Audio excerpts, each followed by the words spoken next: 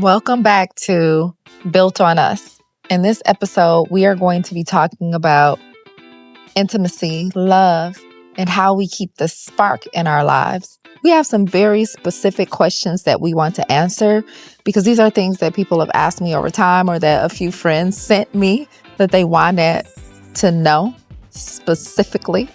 And After 10 years, after 10 years, what do you do? What do you do? What do you do? What is intimacy? Intimacy to me is when the whole world stops in your head and I'm the only person. Seriously. But you know what that means for me. It's like, don't answer the text, don't have the TV, have nothing else going on that would be a distraction. And it shows me that you're really dialed into like me. Like, what am I going to say? How are you going to listen? So for me, it's like intimacy is just like when nothing else matters. It's like I'm 100% there and nothing else matters. That's intimacy. Is that a lot to ask? Honey. So David is saying this because he knows it's a stretch for me. He knows that's a stretch. He knows that I have the need to always be multitask. Fidgeting. We can call it multitasking. We can call it fidgeting or whatever, right? Attention deficit disorder. Right. Okay. It's diagnosed by my husband, but Okay. so it's a stretch for me, and that's why it's special to him. He knows that. Like, no phone. He's like, why do you even have to have your phone on the table? Well, I have kids. This is why I have to have my phone on the table. Well, but your kids, if they no. So I think you guys get the point. It's like nothing else matters. It's like, because there's always going to be potentially something else that could potentially derail. A knock can come on the door potentially. Yeah. Something could potentially happen that has to make you react. Yeah. So it's just like, but those few moments where it's just like nothing else matters. Yeah. That's intimacy to me. Okay. I accept that. So I answer the question, what intimacy means to me. What does it mean to you? Intimacy is closeness. Even if you're far away, you can still feel this bond. There's almost a spiritual or energetic feeling that I get. And it comes through the phone in terms of tone or the video if we're doing FaceTime or something. Through interaction. Are you lingering when I'm talking? Did you lean in? Are you lingering at looking at me when I'm talking? Are you intent on understanding me even when I'm weird in my quirks, when I'm fidgeting and what? When I'm fidgeting or when I'm not paying you complete attention? Are you holding me with compassion and not frustration? To me, that's intimate. When you share your day with me, when you share your feelings with me, I felt like this or this made me feel this way, and we talk it out. That promotes intimacy for me. The vulnerability piece. When I show my, let's say, weaknesses or the things that I don't want to always talk about. Oh yeah, definitely expressing your feelings. Yeah. What makes you feel loved? What makes me feel loved? Going back to the intimacy, always feeling like you're there for me and nothing else matters. Like, and It's okay. kind of being silly, but like when you look at me with your eyes, and you look at me, it's like, Makes you fall out in love all over again? well, it's like it shows me that you care. Yes. It's because you listen with your eyes. Yeah. Yeah. So I know if your eyes are on me, I know that you're like really in tune and you really want to know. That's really how you that's how you listen. You listen with your eyes. Yeah. So when nothing That else makes you is, feel loved. yeah, when there's no distraction, nothing else, or maybe there can be distraction, but with your eyes, you actually listen. Okay. I know when you're listening. Yes. You think you know when I'm Yeah, listening. I do. What makes me feel loved is when you check on me or you make sure I'm okay or secure physically. What I mean is call and say, "Hey, did you make it? Hey, you're good." Or "Hey, I'm checking in on you. Is everything okay? How are you feeling?" When sometimes you would say, "Penny for your thoughts." That makes me feel loved. That makes me feel thought about and cared for.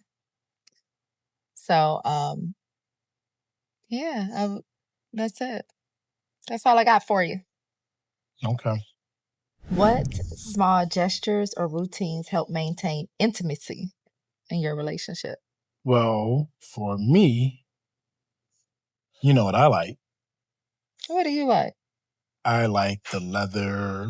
I like the the satin. I like I'm visual. Mhm. So I like the attention that it gives me knowing that you went through effort, particularly if you don't like to do it. So to put the effort in because you know what? I mean, I am visual and I can say this on behalf of other men too. Once you get us there visually, mentally, then everything else just kind of falls into play, right? Just a boom. Yeah. Okay.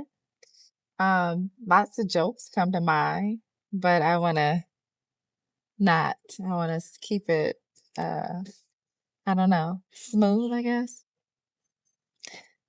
So for me, it says, what small gestures or routines help maintain intimacy?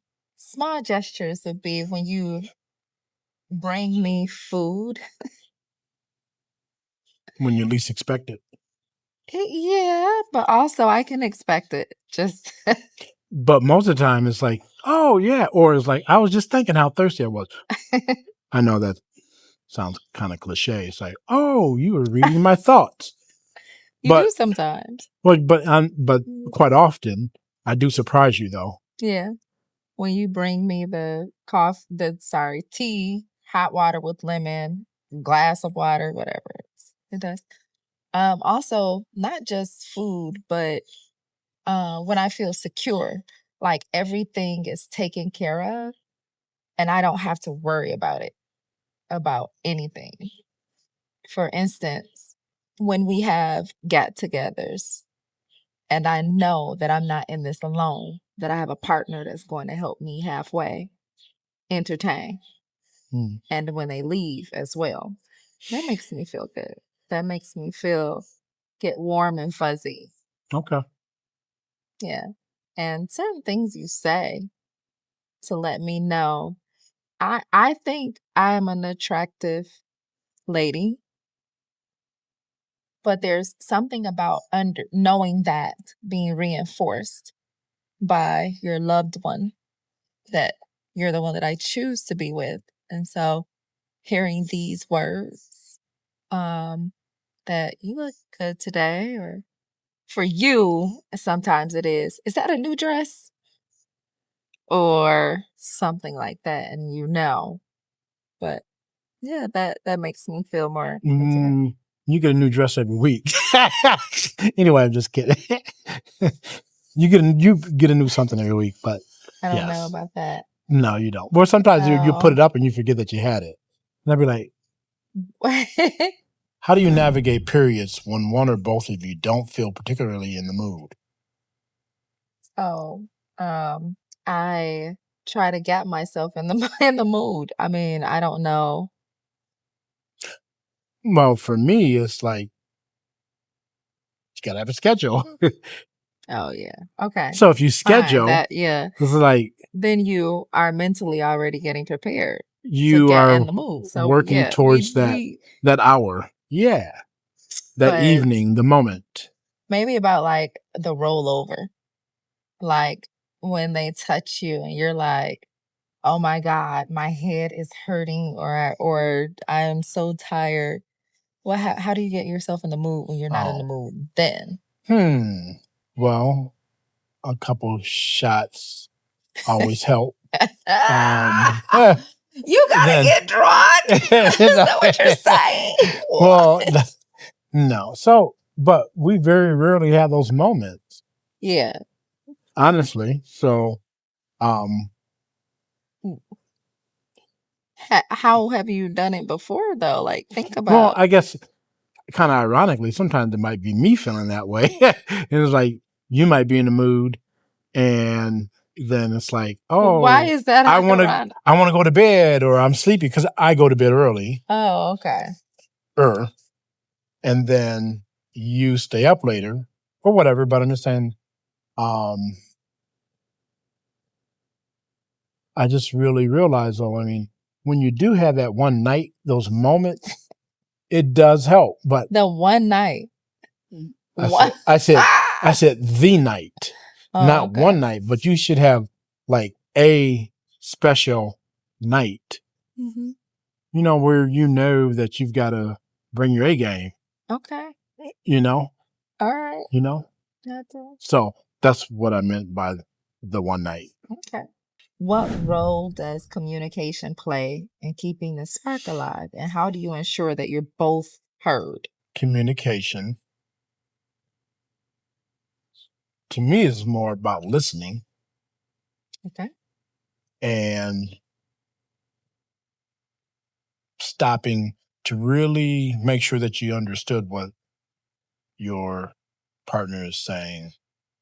And quite often that means you have to repeat it back so Yeah. they really understand. So you understand.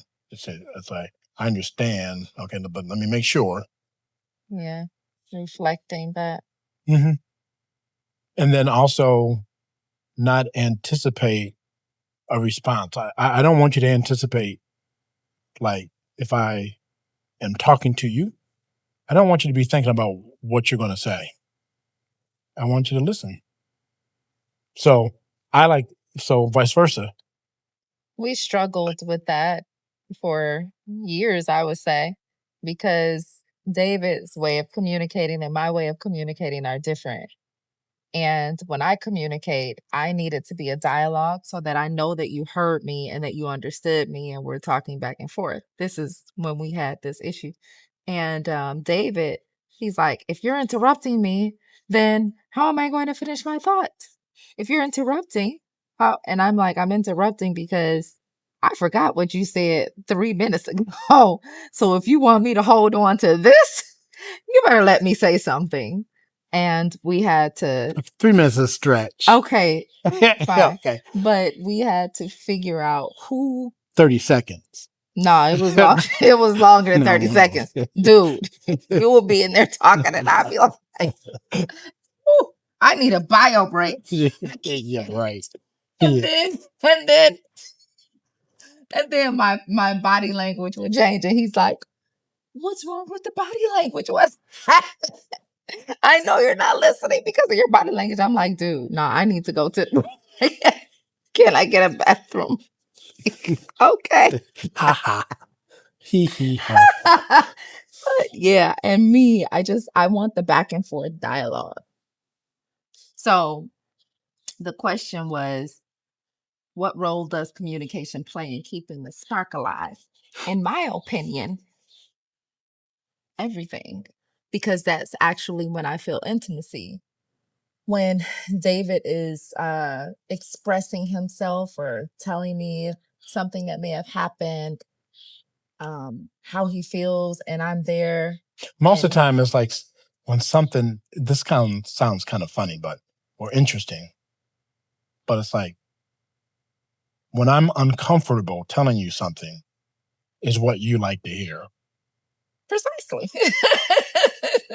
You're like, get it out. Get it out. Yes. No, you're not like Feel that. your feelings. Right. Yeah. But Yeah. that's That's what sparks yeah. for me. Mhm. Yeah, I think that was the question. It's like, what role does communication play? And how do you ensure that you've both been heard? It's like you Well, we talked about, reflect it just back. go back and forth. Well, Yeah. let me make sure I understand what you're telling me. So now we do communicate with like a mesh up of both of what he and I were doing. We get an opportunity to have a dialogue by reflecting back instead of just like responding to what the person said, which is how I would communicate. And then David gets his listening by me listening to hear what he said so I can reflect that, because he always wanted to be heard. And what I didn't realize is that instead of saying, no, I did. Yeah, I used to say that. Like, okay, so wait, let me check in. I would say that and you would say, you're interrupting me. So I guess I give him, now he understands, or he understands it as me just checking in to make sure that I understand it, if you intend to be heard and not vent. So organically, we just kind of arrived there, maybe by trial and error. I don't know if we arrived there organically, babe. I'm gonna go out on a limb and say it probably wasn't organic. It was between MC, it was practice, and Pamela. it was coaching, Yeah, between the two of them, I'm sure that is what brought us to that style. But it's been happening so long. When we do the State of the Union, or when we do whatever, it just comes out. Yeah, Pam was like 3 years ago, 4 years ago. 4 years ago. 4 years ago. Yeah, 4 years. 4 years ago. 4 years ago. I feel like Pam understood me. She's like, let David say what he wants. No, no, I'm just. You liked Pam, boy. Yeah, I tell you, you did. Shoot. I did too. I loved her.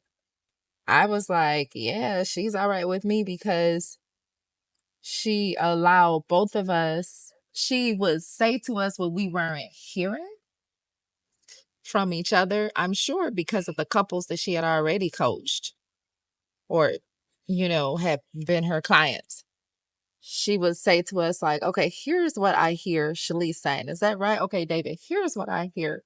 Or Shalece, here's what I hear David saying. And she kind of helped us a lot. Okay. Yep. How do you balance individual growth with maintaining a strong connection as a couple? That's easy. Because we are dynamic individuals. So we really have a robust, active lifestyle, right? Yeah. So you're active, I'm active. Energy wise, we bring a lot of energy to the relationship, but individually, we work on ourselves. Physically, mentally, spiritually.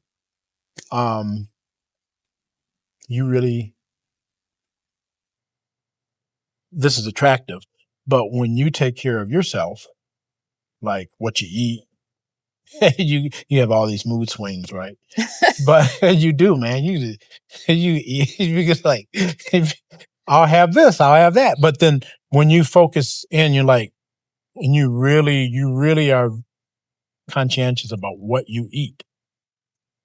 And so that's important to you in terms of, well, how do you navigate? I'm sorry. Okay. Well, because you said, are there specific? No. How do you balance individual growth and maintaining a strong connection as a couple? Yeah. So the balance is, I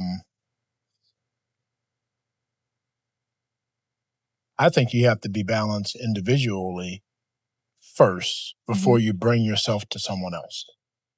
So,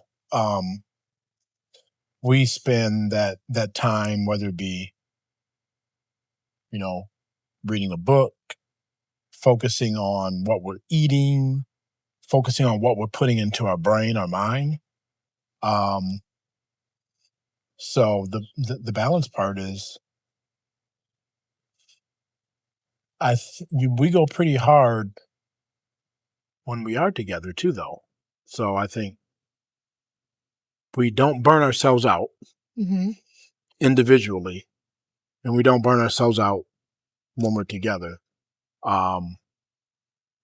We kind of tend to do the same things together as we do individually too. I mean, we are unique, but at the same time, we have a lot of similar, I guess, interest.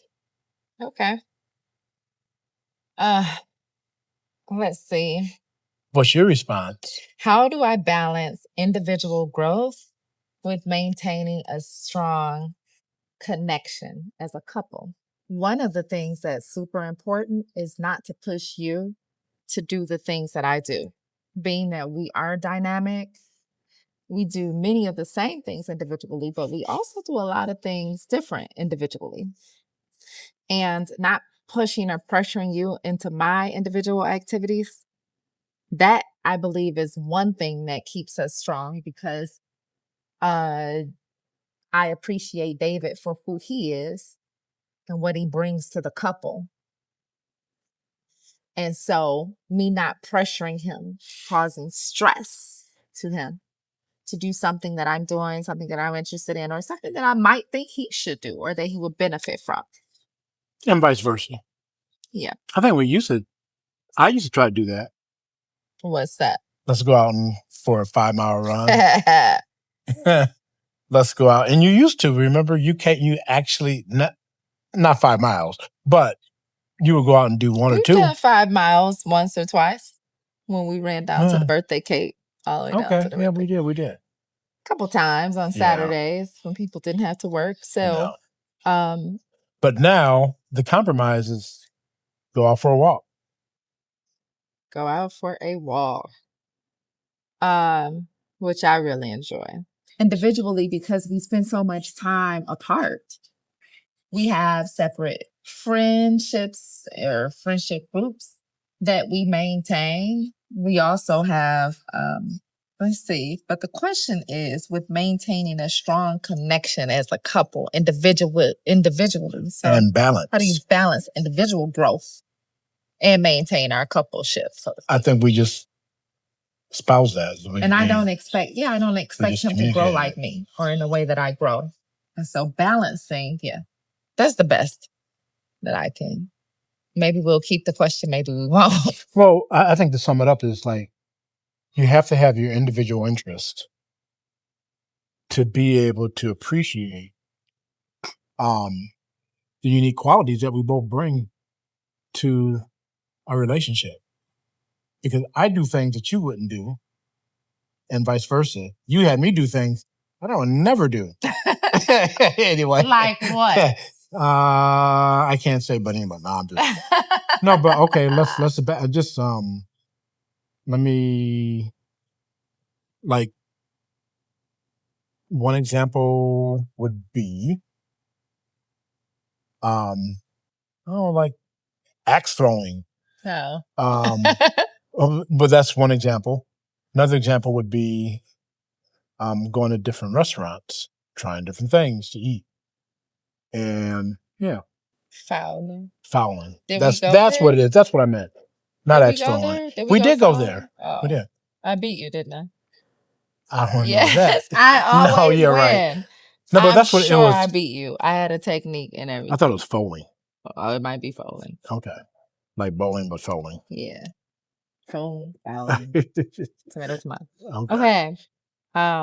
What unique gestures or actions make you feel most desired and appreciated? Just the simple things. Buying me just like a little knick-knack, a little something to eat. I know it sounds, the little Snickers, the little things. You're like, oh, I got this for you, honey. Oh, okay. Okay.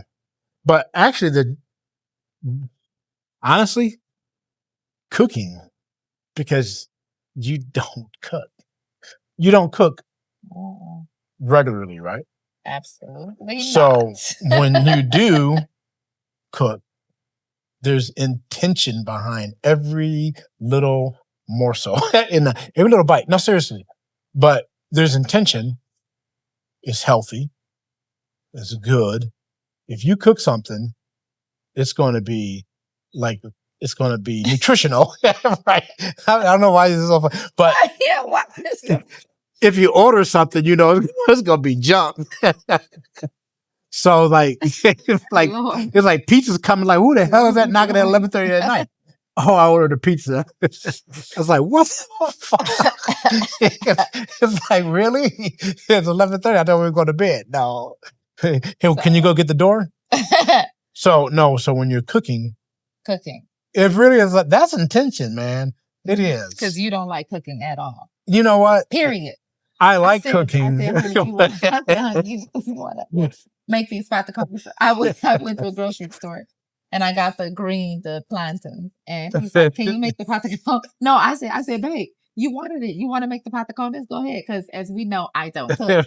And so he's like, not today. I'm like, okay, that banana's turning pretty yellow. Yeah, instead of pantacones, it's going to be a sweet banana. It's going to be a sweet banana. But that'll work and too. Who's going to cook it? I'll cook the sweet banana. But I haven't done pantacones. Because you got to mash them. Have you ever done sweet bananas? Well, it seems easier to me to do a sweet banana than the patacones. Yes. I was there with you for support. Oh, okay. I was right there. No, the pantacones are pretty cool because you got to mash them and do like make them flat. Yeah. Anyway. Yes. Yeah.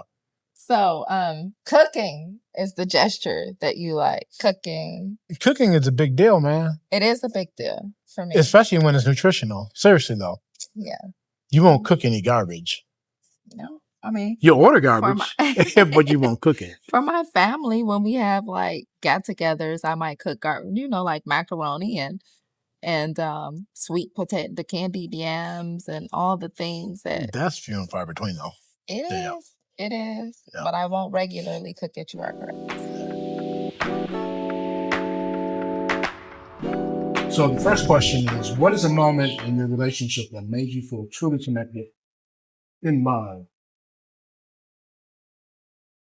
I used to be more of an avid runner, and Shalece and I met in 2016.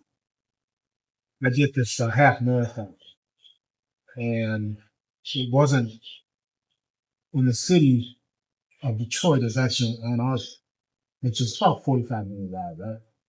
So I had to go all the way out to Ann Arbor, and it was 13 mile run, half marathon. So she made sure that I had all my nutrition, snacks. She didn't come with me to the race, but she drove all the way from Detroit, all the way to Ann Arbor, and made sure that I had my nutrition. And I thought that was really cool because it just showed me how important I was that she took that time out to really drive that far out. I mean, she didn't stay for the whole race. She actually left. So that was one moment. That made me feel truly loved, particularly the fact that she doesn't run, she doesn't like running, but she supported that I was there. All right. So individually, I am going to answer these questions as well. What is a moment in your relationship that made you feel truly connected and loved? There was, I talked about the affirmations. That was one thing. But there was this period of time, and I don't remember when it was, that David was very attentive. I got to make sure my wife eats. I got to make sure my wife is okay. What's going on before I go to bed? Do you need anything? It probably was when I came back from out of town, but when he was extra attentive. a moment of time that made me feel extremely loved, cared for, safe, secure, honored. How do you personally maintain your sense of individuality while nurturing your relationship? So what I personally do is make sure that I get my workouts in, um, and making sure that I have time to focus on, um, early morning person. So I love to get up at 4:35. I love that quiet time to just focus on in still and then going out and do my workouts, kind of like before things get busy. I like that. Um, and then while I'm doing that, it makes me a better person. But actually makes me a better person. So when we do it together, we have a habit better. I feel like energized. I feel empowered. I would say by me maintaining my individuality, it automatically or naturally nurtures the relationship. We were divorced. Both of us were divorced, and now we're remarried for 10 years. And me not being the person that I am today, me not having my groups of friends that are totally different from his groups of friends and bringing them together, me being different in terms of the way that we practice praising God or acknowledging God, me being a busybody, the butterfly, and him being the steady rock. If I didn't maintain my individuality and allowed myself to be merged into him, it would have dampened our relationship. He likes this. He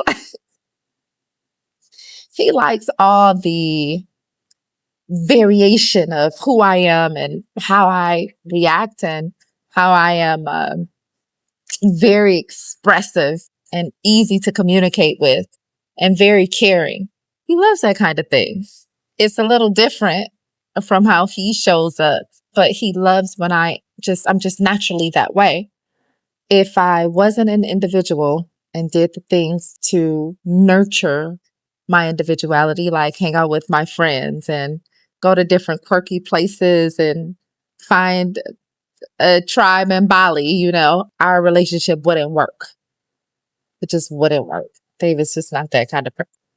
And I'm not the kind of person that wouldn't be an individual. We nurture it because we do some things together. And I think that's important. Like we're going for a long walk tonight and David doesn't know yet. There are any final thoughts while I'm in alone time? I suppose this would be about David. My final thoughts would be I'm grateful that David is steady enough that he time passes for him to process many of the things and he allows that time to pass. I am grateful that David is a steadfast person. That is something that he got from his parents, I'm certain. And probably because his ass old, he don't want to have to go out here in these streets. He's like, I've got a good thing going here. I've got a good thing going here. I'm not messing this. I don't know, y'all. Not that he's like, I don't want to be out here in these streets, whatever she wants. That whatever she say. So, what activities or personal touches do you find especially exciting and meaningful in the relationship? Personal touches. Um, I like when we get dressed up and we go out. I mean, we do not just to go out, but we do some pretty nice events, like the one maybe 2 weeks ago when your friend had us go to. We went all the way out to Movi. We met to Farmington, and she rented the hall, and um, I don't think we really get. Well, yeah, I did. I got kind of dressed up. I mean, I didn't wear my normal stuff. Yeah. And she held the event. Okay. And I like that. When we go to like dinner meetings, that's always cool. Mm-hmm. But I like when we get dressed up. Okay. Yeah. How do you cultivate a safe and secure space that fosters emotional and physical intimacy? I often tell David, this is my attempt. I guess he's going to tell me whether I'm right or not. I will, when I start a conversation with David and I want him to tell me what's going on or why his mood is blue, like today, I say something to make him feel safe. So first, I do what my cousin thought was super corny. When he comes into the house, I'm like, hey, David. And you have a smile as opposed to like, seriously, dude, you left this like that or something like that, right? Um, and then say, it's okay. I usually say something to the effect of, it's okay to feel your feelings. I may not use those words, but I definitely say, um, David, it's okay to talk about it, or I'm here. We got this. We're in this together. Some sort of recipe like that. And that starts to chip off whatever is going on. And then after he feels great. He's like, oh, it feels so good. I'm like, yeah, it feels good to talk. I never say that. I never say, yeah, it feels good when you talk about it, doesn't it? But I think that every time I'm like, surprise. You expressed yourself. Good job. No.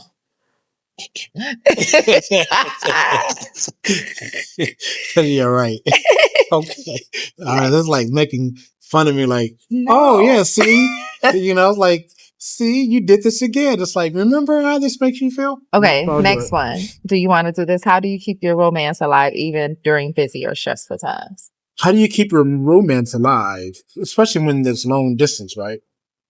Well, we schedule time to meet up virtually, and it can be just even for dinner, like a virtual dinner meeting, and then scheduling phone sets. That works. Yeah, it does. My mama gonna see. Oh, okay. Well, you probably My mama don't together. know What? Your mama don't know what? that I have sex. Yeah, right. To schedule a virtual dinner meeting, that's kind of cool. At least it's sex after. Well, sometimes it does, sometimes it doesn't. But it's just like when you think about it, a virtual dinner meeting is pretty cool because I don't know why, but you're taking the time and you're slowing down. Number one, you're not eating by yourself. So when you are separate, it makes you feel together. Sounds kind of quirky, but No, it sounds fun. Sounds fun. yeah. Mm. I wonder if other people do that. I'm sure they do. Yeah. But for those who haven't, of course, we know other people do it, but for those who haven't, that's pretty cool because it feels like you're not missing out, like you're not eating alone. I said that several times, didn't I? I don't know. I didn't. But I guess I'm realizing how I like that. I think that's cool. It's good to know. Yeah. It's just good to know. I try to stay in contact.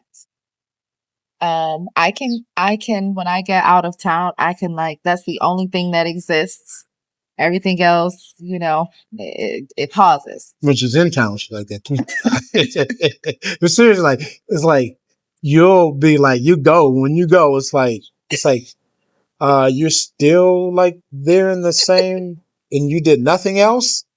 Anyway, What do you mean by nothing else?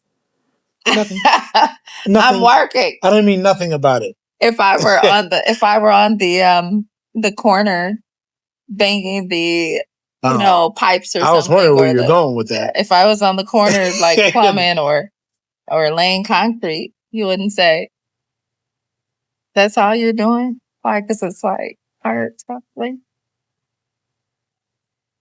But you're multitasking. Yeah, for things that I want to do. Yeah. Okay. So I stay in contact. I make sure that David knows that he's being thought about, even while I'm not there. And something I do now that I didn't do before is keep him in the loop of like what's the drama, whatever drama is going on or what's happening. I was at this Bali retreat and I called him so upset about something. Oh, when you were whispering? What I wasn't And whispering. you like were still there in the room. Maybe on the same level No. as everybody else? No. But yeah. That time when I was like so upset about something. No, you did call. You were whispering. I didn't even realize that. I Yeah. thought I was yelling. No. Go back over. Okay, that's the end of the episode. So for those of you who are DMing me with questions that you want to know or that you want David and I to answer, if you feel okay doing this, just put your comment. Put it in the comments. That drives more traffic. So yeah, it'll be good. It'll be good for us, visibility and such. Yeah, this is fun. I honestly thought, it's kind of corny getting in front of the camera, right? But because you feel, I don't know, like maybe like this is rehearsed, but this is not rehearsed. I think they can tell. It's not rehearsed. I think they can tell. But, there's like, this is actually fun. There's some levity that comes out of this. It makes me laugh. And it creates intimacy. This does. I mean, it's like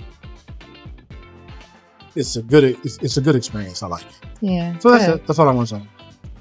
We'll see You should y'all. try it too, just in case you haven't. Yes. So if you're coaching with Shalece, look, she's like, oh my gosh, would you be quiet? So, but I just, from a man's perspective, we don't open up as much. So this actually is a good exercise in just like, sharing your thoughts and your feelings. And,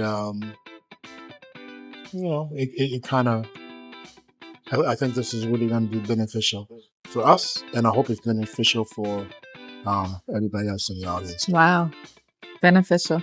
Yeah, I learned a few things, or one or two, something. Yeah, I did. And sometimes I think I already know, but I guess we ask the questions to find out for ourselves as well as like let you see the real relationship. So thank you for watching. If you haven't hit subscribe, now would be a hell of a good time to do so.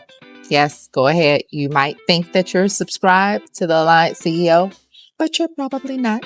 So hit it. Ciao. Bye.